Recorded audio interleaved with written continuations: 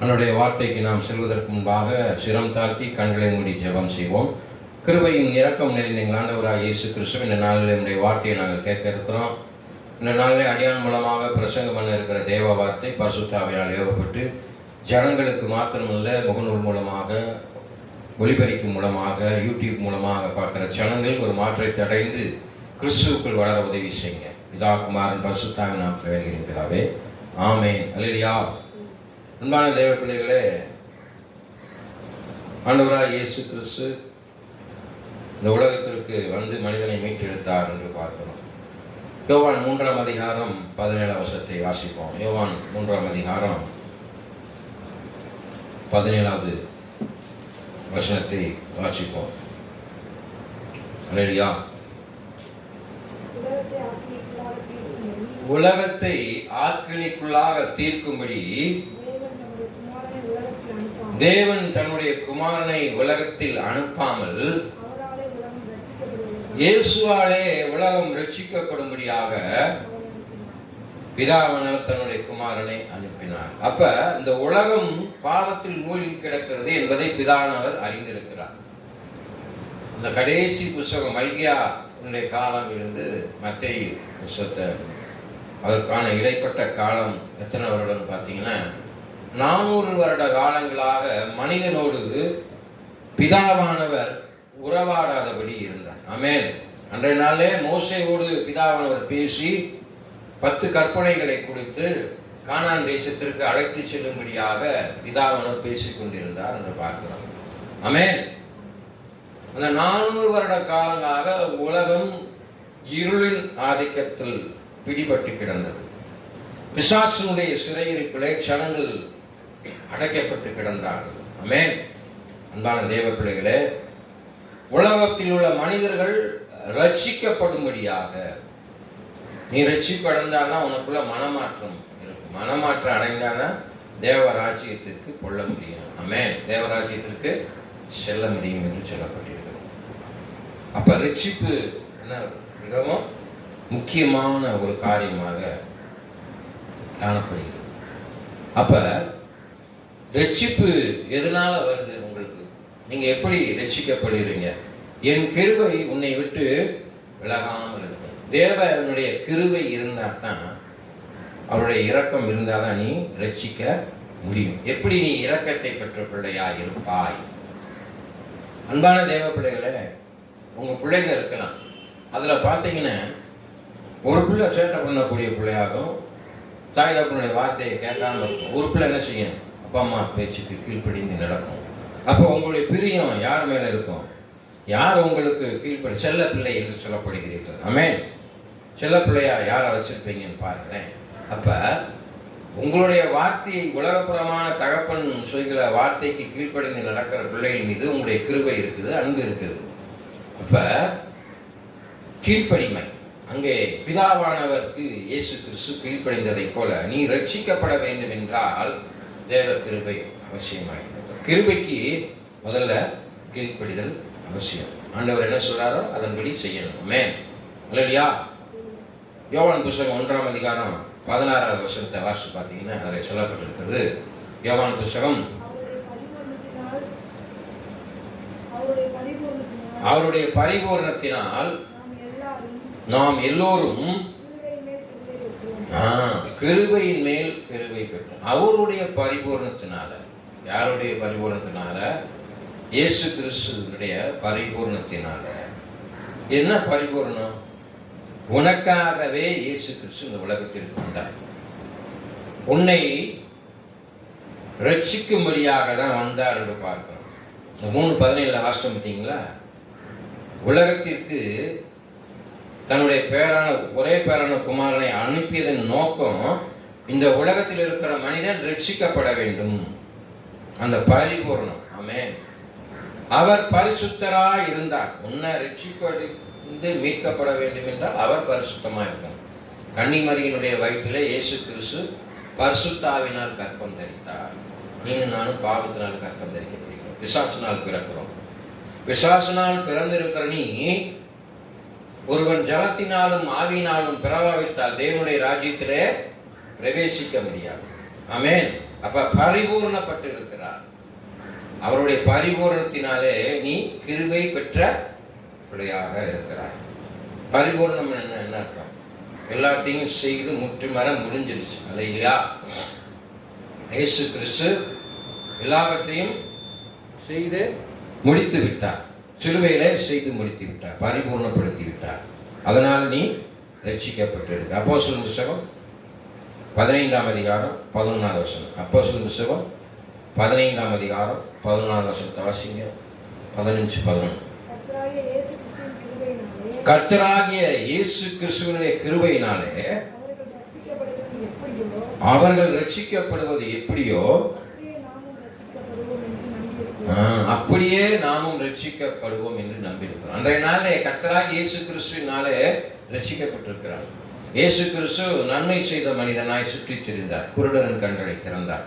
ஜனங்கள் பார்த்தார்கள், ஓ, இவர் தேவனுடைய குமாரனாய் இருக்கிறார், அற்புதம் செய்கிறார். ஆமென். முடவனை நடக்க செய்தார். வியாதியாக இருந்த ஜனங்களுக்கு வியாதியிலிருந்து விடுதலை கொடுத்தார். மரித்த லாசருவை உயிரோடு எழுப்பினார். யார் செய்ய முடியும்? யார் செஞ்சார்? இயேசுவினால் மாத்திரம் நாம் செய்ய முடிந்தது. ஆமென். அற்புதங்களையும் அதிசயங்களையும் செய்ததை பார்த்தார். மறுபடியும் இந்த வசனத்தை வாசிங்க. கர்த்தராகிய இயேசு கிறிஸ்துவினுடைய கிருபையினாலே அவர்கள் ரட்சிக்கப்படுத்தார்கள். பார்வையை அற்ற மனிதன் பார்வை அடைந்தான். அன்றைய நாளே அதை கண்ட ஜனங்கள் ரட்சிக்கப்பட்டார்கள். அல்லேலூயா. பெரும்பாடுள்ள ஸ்ரீ பெரும்பாடிலிருந்து விடுதலை பெற்றார். ஜனங்கள் கண்டார்கள், என்னிடத்திலிருந்து வல்லமை புறப்பட்டதை நான் உணர்ந்தேன் என்று சொன்ன பொழுது ஜனங்கள் ரட்சிக்கப்பட்டார்கள். அதிசயத்தையும் அற்புதத்தையும் கண்ட பொழுது ஜனங்கள் ரட்சிக்கப்பட்டார்கள். 5000 ஜனங்களுக்கு 2 அப்பத்தையும் 5 மீனையும் ஆண்டவர் பெருக செய்து மீதி எடுக்கும்படியாக, திருப்தியாக ஜனங்கள் சாப்பிட்டு மீதி எடுக்கும்படியாக அற்புதம் நடந்தது. அந்த மலை பிரசங்கத்திலே ஜனங்கள் ரட்சிக்கப்பட்டார்கள் ஆண்டவருடைய வார்த்தையை கேட்டு. இன்றைய நாளை நீங்கள் நானும் ஆண்டவருடைய வார்த்தையை கேட்டு ரட்சிக்கப்பட்டு இருக்கிறோமா? சிந்தித்துப்பாங்க. அங்கே சொல்லியிருப்பாங்க, அன்றைய நாளே இயேசு கிறிஸ்துவால் ரட்சிக்கப்பட்டார்கள். அப்புறம் வாசிங்க, அப்படியே நாமும் ரட்சிக்கப்படுவோம் என்று நம்பி இருக்கிறோம். அன்றைய நாள் இயேசுவை பார்த்து, அவர் செய்த அற்புதங்களை பார்த்து கண்டு ரட்சிப்பு அடைந்தார்கள். ஆனால் கண்டு விசுவாசிப்பதை காட்டிலும் காணாமல் விசுவாசிப்பதே என்னது மேல் என்று சொல்லப்பட்டிருக்கிறது. அன்றைய நாளே அவர்கள் ரட்சிக்கப்பட்டதை நாம் கண்டிருக்கிறோம், பார்த்திருக்கிறோம். இப்பொழுது நீ ரட்சிக்கப்பட வேண்டும் என்றால் ஆண்டவராகிய இயேசு கிறிஸ்துவினுடைய வார்த்தையை நீ விசுவாசிக்க வேண்டும். அல்லேலூயா. சத்தியத்தை அறிவீர்கள், சத்தியம் உங்களை விடுதலையாகும்.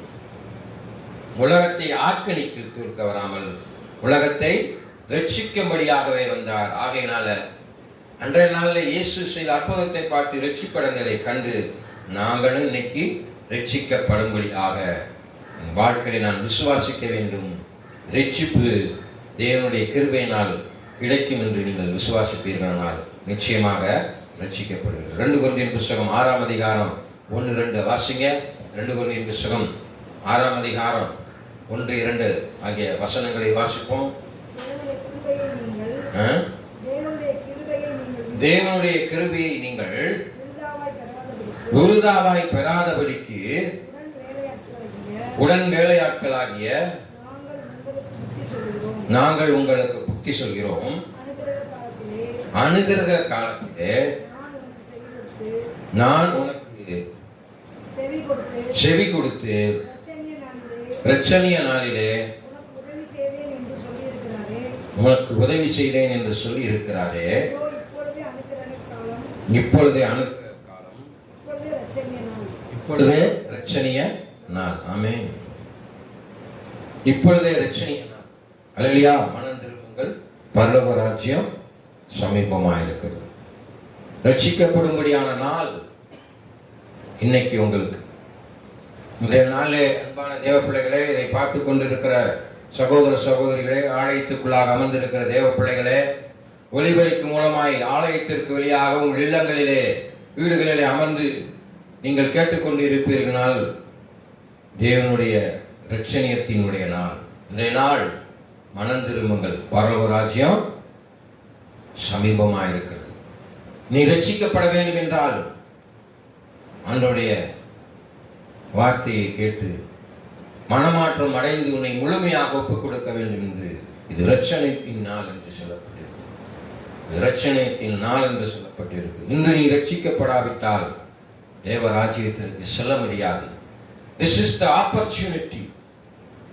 இது உனக்கு வாய்ப்பாய் அமைகிறது. அன்பான தேவ பிள்ளைகளை, இந்த நாளை ஆண்டவர் உங்கள்கிட்ட சொல்றாரு, மனம் மாறுங்க, இயேசுவை ஏற்றுக்கொண்டு ரட்சிப்பை பெற்ற பிள்ளைகளாக கர்த்தர் உங்களை அதிக அதிகமாக ஆசீர்வதிக்கிறார். 2 தீமோத்தேயுவின் புத்தகம் 1ஆம் அதிகாரம் 9ஆம் வசனம். 2 தீமோத்தேயுவின் புத்தகம் 1ஆம் அதிகாரம் 9ஆம் வசனத்தை வாசிப்போம். ஆமென். அவர் நம்முடைய கிரியைகளின்படி நம்மளை ரட்சிக்காமல் தம்முடைய தீர்மானத்தின்படி ஆதிகாலம் முதல் கிறிஸ்து இயேசுவுக்குள் அருளப்பட்ட கிருபையினாலே நம்மை ரட்சித்து பரிசுத்த அழைப்பினாலே. ரொம்ப முக்கியமான ஒரு வசனம் நம்ம வாழ்க்கையில. இந்த வசனத்துல ஆரம்பத்துல சொல்லி மறுபடியும் வாசிங்க. அத உங்களுடைய கிருபையின்படி அவர் என்ன செய்யல, உங்களை ரட்சிக்கல. நீ எவ்வளவோ பாவங்கள் செஞ்சிருக்கிற, எவ்வளவோ சாபம் உன் வாழ்க்கையில வந்திருக்கு. ஆண்டவருக்கு விரோதமா பேசி இருக்கலாம், சிந்தனையில பாவம் செஞ்சிருக்கலாம், தீங்கி செய்ய விரைந்தோடும் கால்களாய் இருந்திருக்கலாம், பாவம் செய்ய வாய்களாய், செவியை உடையவர்களாய், நாவை உடையவர்களாய், கண்கை உடையவர்களாய் இருந்திருக்கலாம். ஆனால் ஆண்டவர் சொல்றார், இந்த நேரத்தில் ஒப்பு கொடுங்க. அடுத்த என்ன சொல்லி பாருங்க, தம்முடைய தீர்மானம். உன்னை இன்னைக்கு ரட்சிக்கப்பட உன்னை என் தாயின் கற்பத்திலே நான் அறிந்திருக்கிறேன். அழைத்தவர் உண்மை உள்ள உன்னை தெரிந்திருக்கிறார். ஆமென். நீங்கள் என்னை தெரிந்து கொள்ளவில்லை, நான் உன்னை தெரிந்து கொண்டேன் என்று சொல்லியிருக்கிறார். நீங்க எல்லாம் தெரிந்திருக்கனாலதான் இன்றைய நாள் அந்த ஆலயத்தில் உட்கார்ந்து இருக்கிறேன். அன்பான தேவ பிள்ளைகளே, கர்த்தரை தேடுவோருக்கோ ஒரு நன்மையும் குறைவும் படாது. ஆமென். அல்லேலூயா. அடுத்து என்ன சொல்லிருப்பாங்க, ஆதி காலம் முதல் கிறிஸ்து இயேசுவுக்குள் நம்மளுக்கு அருளப்பட்ட கிருபையினாலே நம்மை ரட்சித்து. அவருடைய கிருபை ஆதி காலம் என்ன, இந்த உலகத்தில் நீ பிறந்த நாள் வரைக்கும் இந்நாள் வரைக்கும் எனக்கு 55 வயசு தேவ கிருபை இருக்கனாலதான் என்ன உயிரோடு இருந்து அவனுடைய வார்த்தையை சொல்ல முடியாது. ஆதி காலம் உள்ளது. நான் மாத்திரம் இல்லை, என்னுடைய மூதாதையர்களும் கூட என்ன செஞ்சிருக்கிறாங்க, ஆண்டவரை தொழுது கொண்டு இருக்கிறார்கள். ஆண்டவர் ஜீவனை கொடுத்திருக்கிறார். இன்னைக்கு நீ ஜீவனோட இங்க உட்கார்ந்து இருக்கிற ஆதி காலம் முதல் அவருடைய கிருபை இருக்குது. அப்புறம் ரட்சித்து என்ன அழைப்பினாலே அழைக்கிறாரு, பரிசுத்தமான அழைப்பு. அசுத்தமான அழைப்பு இல்லை. இயேசுனுடைய அழைப்பு, அவருடைய பாதை வெளிச்சத்தின் பாதையாக பரிசுத்த அழைப்பினால் என்னை அழைக்கிறார். அவர் பரிசுத்தராய் இருப்பதை போல தான் படைத்த சிருஷ்டிகளும் தான் படைத்த மனிதனும் நீனும் நானும் பரிசுத்தமாக இருக்க வேண்டும். பரிசுத்தம் இல்லாமல் ஒருவனும் தேவனை தரிசிக்க முடியாது. மோசே போய் அந்த இடத்துல நிற்கும் போது, நீ நிற்கிற இடம் பரிசுத்தமான இடம், உன் பாதரட்சியை கலட்டி போடுன்றார். இப்ப நீங்க அமர்ந்து இருக்கிற இடம் பரிசுத்தமான இடம், நீங்க வந்து இருக்கிற இடம் பரிசுத்தமான இடம், உங்கள் இடம் பரிசுத்தமான இடம். உங்கள் இடம் பரிசுத்த மாத்திரமான இடமா இருந்தால் மாத்திரம் போதாது, உன் உள்ளம் பரிசுத்தமாக இருக்கணும். ஆலயமாக சரீரம் பரிசுத்தமாக இருக்கணும். லூக்கா புத்தகத்தில் சொல்லப்பட்டதை போல கண்ணானது சரீரத்தின் விளக்காகிறது. உன் கண் கெட்டதாய் இருந்தால் உன் சரீரம் முழுவதும் இருளாக இருக்கும். உன்னில் உள்ள வெளிச்சம் இருளாகாதபடி காத்துக்கொள். ஒளியாகிய இயேசு கிறிஸ்து உனக்குள்ள இருக்கிறார். பரிசுத்தர் உனக்குள்ளாக இருக்கிறார். அவக்குறைச்சலாக பரிசுத்த குறைச்சல் ஏற்பதாகபடி உன்னை பரிசுத்தமாக வைத்துக்கொள். அப்படி வைத்துக் கொள்ள வேண்டும் என்றால் என்னை ரட்சிக்கப்பட்டு தேவனுடைய கிருபை அனுகிரகம் பெற்ற பிள்ளைகளாக இருக்க வேண்டும். தீத்துவின் புஸ்தகம் 2ஆம் அதிகாரம் 11ஆவது வசனம். தீத்துவின் புஸ்தகம் 2ஆம் அதிகாரம் 11ஆவது. ஏனெனில் எல்லா மனுஷருக்கும், நல்லா தெரிஞ்சுக்கிட்டீங்களா, கிறிஸ்தவனுக்கு மாத்திரமல்ல, தான் படைத்த இந்த உலகத்தில் இருக்கிற அனைத்து ஜனங்களுக்கும், அனைத்து ஆண் பெண் சிறியோர் முதியோர் எல்லாருக்கும், வேற்று இனத்தவர் வேற்று மதத்தினர் எல்லாத்துக்கும், அனைத்து ஜனங்களுக்கும்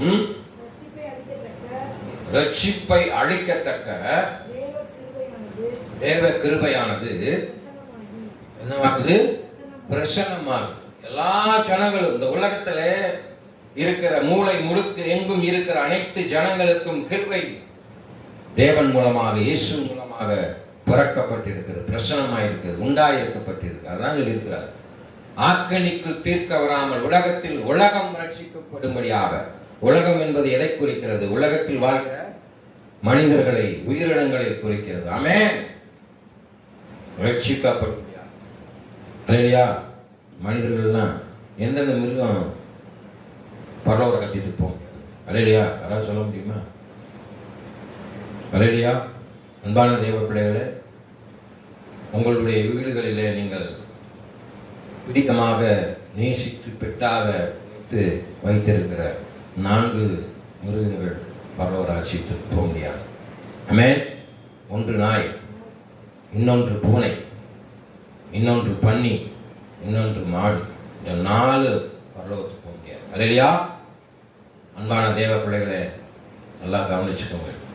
எதெல்லாம் பரலோகத்துக்கு போக முடியாதோ அதெல்லாம் உங்கள் வீடுகளில் என்ன செய்றீங்க? நேசிக்கிறீங்க. பார்த்துருக்கிறீங்களா? நன்றி உள்ள ஜனங்களா பிசாசு எப்படி வஞ்சிக்கப்படுகிறாங்க, அது மீது அன்பு வைக்கிறீங்க. இயேசு கிறிஸ்து சொல்றார், என்னை காட்டிலும் அதிகமாய் பிற மீதோ பிற மிருகங்கள் மீதோ நீங்கள் அன்பு வச்சிங்கன்னு நீங்கள் எனக்கு பாத்திரம் நல்ல. இந்த 4 பரலோகத்துக்கு போக முடியாது. அந்த 4 தான் வீட்டில் வளர்க்கலாம். ஆமென்.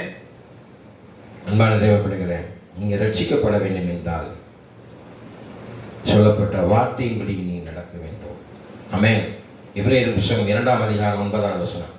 எபிரேயர் புத்தகம் 2ஆம் அதிகாரம் 9ஆம் வசனத்தை வாசிங்க.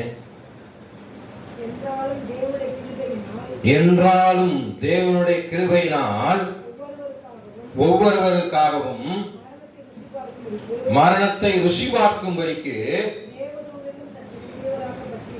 தேவதூதர்களும் சற்று சிறியவராக்கப்பட்டிருந்த, தேவதூதர்களை காட்டிலும் இயேசு கிறிஸ்து சிறியவராக ஆக்கப்பட்டிருந்தார். அவர் மனிதனாக தான் அந்த வந்தார். தேவதூதர்கள் எப்படி இருப்பாங்க? வல்லமை படைத்தவர்களாக, எல்லாம் ஸ்ட்ரென்த்தும் இருக்கும். அவர்களையும் சிறுமைப்பட்டவர்களாக இயேசு கிறிஸ்து சாதாரண மனிதனாக இந்த உலகத்திற்கு வந்து இயேசு மரணத்தை உச்சரித்தது நிமித்தம் மகிமையினாலும் தேவனுடைய மகிமையினாலே ஜனத்தினாலும் கனத்தினாலும் முடிசூட்டப்பட்டதை காண்கிறோம். தேவனுடைய வல்லமை இருப்பதனாலே அந்த சிலுவையிலே, சாபமான அந்த சிலுவையிலே தேவன் வெற்றி சிறந்தார். ஆமென். இந்த சிலுவை போட்டிருக்கனுடைய அடையாளம் பாவத்தை சுமப்பது. வெற்றியின் சின்னத்தை நான் அடையாளமாக அணிந்திருக்கிறேன். ஆமென். அல்லேலூயா. நீ கிறிஸ்தவனா இருக்கிற நீ சிலுவையை போட்டால் பாடு வரும், ஐயோ அப்படின்னு நினைக்காது. வெற்றியின் சின்னம். இயேசு பிசாசை வென்று விட்டார். இன்னைக்கு எத்தனையோ பிள்ளைங்க பிசாசை கண்டு பயப்படுறோம். ஆமென். ஏன் பயப்படுறீங்க? அல்லேலூயா. பயப்படாதீங்க. நீங்க பாவம் செய்தனால்தான் பிசாசு உங்களை பின்தொடர்ந்து வருகிறது. பாவம் செய்யல, இயேசு உங்களுக்குள்ள இருக்காருன்னா உங்களுக்குள்ள பிசாசு வரவே வராது. ஒண்ணுமே செய்ய முடியாது. சோர்ந்து போக மாட்டீங்க. இயேசுவை போல திடகாத்திரமா பலன் கொண்டு திரள் வேண்டும். அல்லேலூயா. ஆகையினால தேவனுடைய வல்லமையினால் இயேசு கிறிஸ்து பலன் பெற்றதை போல தேவ கிருபையினாலே நீங்கள் பலன் பெற்று எழுந்திருப்பதற்கு, ரட்சிப்படையும்படிக்கு தேவன் உறுதுணையாக இருக்கிறார். தேவன் இயேசுவை அனுப்பினதனுடைய நோக்கம் மனிதனை மீட்கும்படியாக. இயேசு மேலே பரமேறிய பொழுது, நான் உங்களுக்கு ஒரு தேற்றவாளனை விட்டு சொல்கிறேன். இன்னைக்கு எத்தனையோ பேர் பரிசுத்த ஆவியை நாம் என்ன செய்வதில்லை? நம்புவதில்லை. அல்லேலூயா. பரிசுத்த ஆவியானவர் அந்நிய பாஷையில் பேசி பரிசுத்த ஆவியானவர் இருந்தால் கிண்டல் பண்ணுறோம். ஆமென். அன்பான தேவ பிள்ளைகளே, பரிசுத்த ஆவியானவர் இல்லாம ஒண்ணுமே செய்ய முடியாது. பரிசுத்தம் இல்லாமல் ஒருவனின் தேவனை தரிசிக்க முடியாது. அப்ப பரிசுத்த ஆவியானவர் உனக்குள்ளாக இருக்க வேண்டும். ஆமென். 1 பேதுரு புத்தகம் 1ஆம் அதிகாரம் 3:10 ஆகிய 2 வசனங்களை வாசிங்க. 1 பேதுரு புத்தகம் 1ஆம் அதிகாரம் 3வது வசனத்தையும் 10வது வசனத்தையும் வாசிங்க. முதல்ல 3 வாசிங்க. நம்முடைய கர்த்தராகிய இயேசு கிறிஸ்துவின் பிதாவாகிய தேவனுக்கு ஸ்தோத்திரம் உண்டாவதாக. எத்தனை பேர் சொல்றீங்க? கர்த்தராகிய இயேசு கிறிஸ்துவின் பிதாவாகிய தேவனுக்கு ஸ்தோத்திரம். ஆமென். இன்னைக்கு எல்லாம் கைகால் நல்ல சுகம் கொடுத்திருக்கிறேன். நான் ரட்சிக்கப்பட்டு இருக்கிறேன். நான் இயேசுவை போல இருக்கிறேன். நான் பரிசுத்தமாக்கப்பட்டிருக்கிறேன். இன்றைய நாளை என் ஆகாரம் சந்திக்கப்பட்டது. நல்ல கண் பார்வை கொடுத்திருக்கிறேன். நல்ல கேட்கும் திறனை கொடுத்திருக்கிறேன். பேசும் திறனை கொடுத்திருக்கிறேன். நான் ஜீவிக்கிறது தேவனுடைய கிருபையினாலே. தேவன் மூலமாக இயேசுவை கொண்டு நீ ரட்சிக்கப்பட்டு, நான் இந்த நாளில் ரட்சிக்கப்பட்டு இருக்கிறேன். அதற்காக ஸ்தோத்திரம். எத்தனை பேர் சொல்றோம்? சொல்லணும். ஆமென். அன்பான தேவப்பிள்ளைகளே, இறுதியாக 2 பேதுரு புத்தகம் 10ஆம் வசனத்தை வாசிங்க. 1 பேதுரு 1:10 வாசிங்க பார்க்கலாம். உங்களுக்கு உண்டான கிருபையை குறித்து தீர்க்க தரிசனம் சொல்லும் தீர்க்கதரிசிகள் இந்த ரட்சிப்பை குறித்து கருத்தாய் ஆராய்ந்து பரிசோதனை பண்ணினார்கள். இன்னைக்கு ஆராய்ந்து பாருங்க. உங்கள் உள்ளந்திரியங்களை ஆராய்ந்தவராய் இயேசு கிறிஸ்து ஆராய்ந்து இருக்கிறார். ஏன்னா உங்களை உள்ளங்கையில வரைந்திருக்கிறார். உங்களை குறித்து எல்லாமே தெரியும். நீ வேண்டுவதற்கு வேண்டிக் கொள்வதற்கு முன்பாக உன் நினைவுகளையும் உன் சிந்தனையும் நான் அறிந்திருக்கிறேன். அறிந்திருக்கிறேன்னா ஆராய்ந்து வச்சிருக்கிறார். நீ என்ன செய்ய போற, அடுத்து என்ன செய்வா என்பதுக்கு அவருக்கு தெரியும். ஏன்னா உன்னையவே அவருடைய புத்தகத்துல இந்த உலகத்துக்கு வருவதற்கு முன்பாக எழுதி வைத்திருக்கிறார். அந்த நேரம், அந்த வேலை, அந்த நாள், அந்த வருடம் எல்லாத்தையும் எழுதி வச்சிருக்கிறார். அடுத்து நீ என்ன செய்வா என்பதை அறிந்திருக்கிறார். நீ கிறிஸ்துவுக்குள்ள இருக்கிறேன்னா கிறிஸ்துவுக்குள்ள பலப்பட்டு விடுவார். என் மகன் விழுந்து போக போகிறான் என்பதை அவர் உணர்ந்து முடியும். ஆமென். அல்லேலூயா. அன்பான தேவ பிள்ளைகளே, 2 பேதுரு புத்தகம் 3ஆம் அதிகாரம் 18வது வசனம். 2 பேதுரு புத்தகம் 3ஆம் அதிகாரம் 18வது வசனத்தை நம்முடைய கர்த்தரும் இரட்சகருமாகிய இயேசு கிறிஸ்துவுடைய கிருபையும் அவரை அறிகிற அறிவிலும். நல்லா தெரிஞ்சுக்கிட்டீங்களா? இயேசு கிறிஸ்துவுடைய கிருபையிலும் அவரை அறிகிற அறிவு. அங்கே பேதுருவின் புத்தகத்திலே பார்க்கிறோம், பரிசுத்தவான்களாய் கூடி முழங்கால் படியிட்டு உள்ளான மனுஷனை பலப்பட்டு, எபேசியன் புத்தகத்தில் அறிவு கெட்டாத அந்த அன்பை அறிந்து கொள்ள அதனுடைய நீளம் அகலம் ஆழம் என்னது என்பதை உணர்ந்து கொள்ளும்படியாக அனுகிரகம் செய்யுங்கன்னு சொல்லப்பட்டிருக்கு. வசனத்துல வாசிங்க, என்ன சொல்லிருக்குது? அவரை அறிகிற அறிவு. இயேசுவை அறிகிற அறிவு வேணும்னா எவ்வளவு ஞானம் உங்களுக்கு அவசியம். அப்ப இயேசுவை அறிகிற அறிவு இருக்குன்னு கர்த்தருக்கு பயப்படுத்துற ஞானத்தின் ஆரம்பம். இந்த உலகத்துல ஞானம் இல்லைன்னு உங்களை ஏமாற்றி போயிடுவாங்க. பிசாசு யாரை விழுங்கலாம் என்று வகை தேடிக் கொண்டு இருக்கிறான். ஆமென். அறிவிலும் பழகுங்கள். பழகணும், வளரணும். அறிவுல வளரணும். ஆமென்.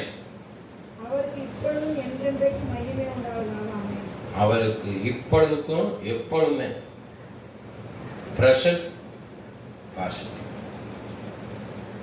இப்பையும் எப்பையும், இன்றைக்கும் என்றைக்கும், தொடக்கமும் முடிவுமாய் இருக்கிறார், ஆதியும் அந்தவுமாய் இருக்கிறார், ஆல்பாவும் உமேகமாய் இருக்கிறார்.